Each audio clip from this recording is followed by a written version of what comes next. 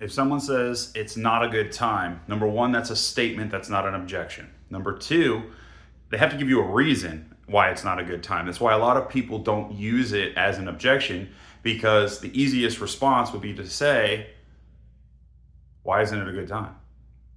It's really easy. But anyway, if someone does that, don't handle it that way. Agree with them. Establish that no action has a cost. And the easiest way to say that is, hey, Mr. and Ms. Homeowner, would you agree that gas prices have gone up rapidly in the past year or two? Right. So things get more expensive.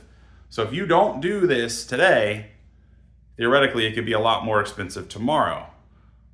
Does that make sense to you? There you go. You've established that waiting has a cost. If I could help you find a price or a monthly investment, very important, no matter what you sell, if you sell a product or an item, offer financing, particularly if it's a big item. Financing eliminates this whole objection, because if I said to you, hey, XYZ, yeah, I know the product is $3,000 more than you expected, but you can finance it with 0 interest for 60 months, no money down, there's no reason not to buy it. Next, price is normally why it's not a good time. You know, their cars broke down, their sister's sick, whatever. But you have to establish and get them to recognize that the price is the reason they want to wait. Period. I've had a lot of people say that to me, and I literally just write up their deal. If they say, hey, Nick, it's not really a great time, and I say, okay, it's no problem, agree, make them know that prices will go up, write up their contract and say, hey, if I can help you with the price, get you a little better deal, would that be helping the time be better? And a lot of people are like, oh yeah. The price is normally why it's not a good time. Or the flip side of that is they want to get other estimates, or they want to talk to other people because they don't trust you. And if they don't trust you, then half of this doesn't really matter.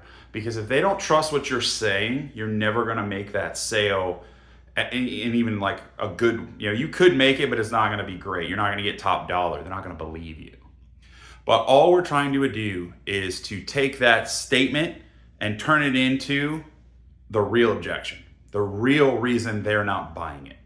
That's all you're trying to do.